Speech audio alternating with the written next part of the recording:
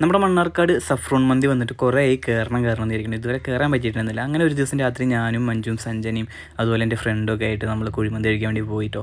അവിടെ ചെന്നപ്പോൾ തന്നെ ഇതിലുമണിക്ക് ഇതുപോലെ കസേരയും അതുപോലെ സേഫ്റ്റിക്ക് വേണ്ടിയിട്ട് ബെൽറ്റും കാര്യങ്ങളൊക്കെ അവർ ഇട്ട് തന്നു.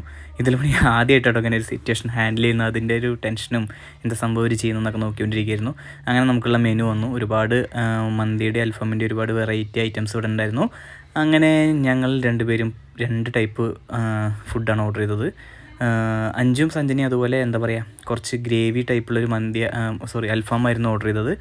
ഞങ്ങൾ നോർമൽ അൽഫാം ഓർഡർ ചെയ്തു. അത് തന്നെ അടിപൊളി ടേസ്റ്റ് ഉണ്ടായിരുന്നു. ഇതിലാണെങ്കിൽ പാത്രം കിട്ടിയ സന്തോഷത്തിൽ ഭയങ്കര ഹാപ്പി ആയിരുന്നു കേട്ടോ. കുറച്ച് കഴിഞ്ഞപ്പോൾ നമ്മൾ സാലഡിൽ നിന്നൊക്കെ കുറച്ച് ക്യാരറ്റും കാര്യങ്ങളൊക്കെ പൊടിച്ചിട്ടെടുത്തു. പിന്നെ അതുപോലെ ആദ്യം തന്നെ കട്ടൻ ചായയും കാര്യങ്ങളൊക്കെ വന്നിരുന്നു. നമ്മൾ കുറച്ച് കട്ടൻ ചായ എടുത്തു. പിന്നെ നമ്മുടെ മെയിൻ ആയിട്ടുള്ള മന്തി എത്തിയിട്ടുണ്ട് കേട്ടോ. അപ്പോൾ നമ്മൾ ആദ്യം തന്നെ ചെസ്റ്റ് പീസ് നോക്കി എടുത്തു. അതാണല്ലോ നമ്മുടെ മെയിൻ ഐറ്റം.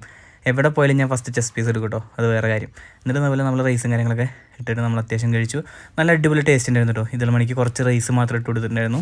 അങ്ങനെ 5 സഞ്ജനി അവർ ഓർഡർ ചെയ്തിട്ടുള്ള ചെസ്റ്റ് പീസും കാര്യങ്ങളൊക്കെ എടുത്തിട്ട് കഴിച്ചുകൊണ്ടിരിക്കുകയാണ് കേട്ടോ. അപ്പോൾ എന്തായാലും എല്ലാവരും അടിപൊളിയായിട്ട് കഴിച്ചു. ഇതിൽ മണിയാണെങ്കിൽ അങ്ങോട്ടും ഇങ്ങോട്ടും വാരിയിട്ടുകൊണ്ടിരിക്കുന്നുണ്ട്. 2-3 പ്രാവശ്യത്തിലധികം പ്ലേറ്റ് എല്ലാം താഴത്തേക്ക് ഇട്ടു കേട്ടോ. അപ്പോൾ ഇനിയും ഇങ്ങനെ ഇട്ട് കഴിഞ്ഞാൽ അവർക്കത് ബുദ്ധിമുട്ടാവുന്ന അറിയുന്നതുകൊണ്ട് നമ്മൾ പ്ലേറ്റും കാര്യങ്ങളൊക്കെ മാറ്റി വെച്ചു.